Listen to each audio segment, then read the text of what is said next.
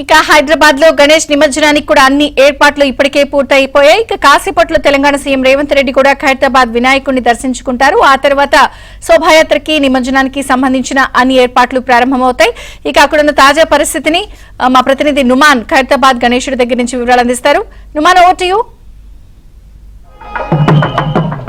విజయ చంద్రిక, కాసేపట్లో సీఎం రేవంత్ రెడ్డి కుటుంబ సభ్యులతో పాటు కలిసి ఏదైతే ఖైరతాబాద్ మహాగణపతిని దర్శించుకోనున్నారు. సో ఇప్పటికే city incharge minister Ponnam Prabhakar, నగర మేయర్ గద్వాల విజయలక్ష్మి, ఎమ్మెల్సీలు ఎమ్మెల్యేలు అందరూ కూడా ఆ ఖైరతాబాద్ మహాగణపతిని దర్శించుకోవడానికి చేరుకున్నటువంటి పరిస్థితి. కాసేపట్లోనే ఇటు కుటుంబ సభ్యులతో కలిసి రేవంత్ రెడ్డి మహాగణపతిని దర్శించుకోనున్నారు. సో 71వ ఏట 69 అడుగుల ఎత్తులో ఈసారి నవరాత్రుల పాటు కనువిందు చేసినటువంటి గణనాథుడు రేపు గంగమ్మఒడికి చేరనున్నాడు. సో ఈ రోజు నుంచి పూర్తిగా భక్తుల దర్శనాలన్నీ మొత్తం కూడా నిలిపివేశారు. కేవలము అంటే ఒకవైపు మాత్రమే విఐపి దర్శనాలు మాత్రమే ప్రస్తుతం అయితే అనుమతిస్తున్నటువంటి పరిస్థితి. సో దర్శనాలు నిలిపివేసినా కూడా చాలా మంది భక్తులు ఖైరతాబాద్ మహాగణపతిని దర్శించుకోవడానికి ఇంకా తరలి వస్తున్నటువంటి క్రమంలో కొంతవరకు అవకాశం కల్పిస్తున్నారు. బ్యారికేడ్ దగ్గర వెయిట్ చేస్తున్నటువంటి వారు ఎవరైతే ఉన్నారో వారిని ఇంకా కూడా క్యూ లైన్ల ద్వారా కొంత అనుమతిస్తున్నటువంటి పరిస్థితి. ఖైరతాబాద్ మహాగణపతి దగ్గర క్యూ లైన్లలో కూడా చూడొచ్చు.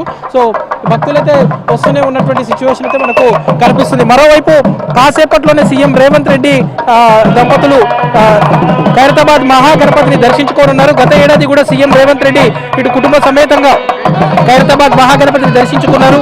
సో ఈ ఏడాది కూడా ఇటు కుటుంబ సభ్యులతో కలిసి రేవంత్ రెడ్డి ఖైరతాబాద్ మహాగణపతిని దర్శించుకోనున్నారు. సో ఈ ప్రత్యేక పూజా కార్యక్రమాల్లో కూడా పాల్గొన్నటువంటి పరిస్థితి ఉందని చెప్పొచ్చు. మొత్తానికైతే ఇటు ఖైరతాబాద్ మహాగణపతి దగ్గర మొత్తం కూడా ఒక కోలాహలమైనటువంటి వాతావరణం నెలకొన్నటువంటి సిచ్యువేషన్ ఉంది. సో తండోపతండాలుగా భక్తులైతే ఇంకా తరలి వస్తున్నటువంటి సిచ్యువేషన్ అయితే మనకు కనిపిస్తుంది. కాసేపట్లో తెలంగాణ ముఖ్యమంత్రి సీఎం రేవంత్ రెడ్డి కొంతమంది మంత్రులు కూడా ఖైరతాబాద్ మహాగణపతిని దర్శించుకోవడం సిచ్యువేషన్ అయితే ఉందని చెప్పొచ్చు.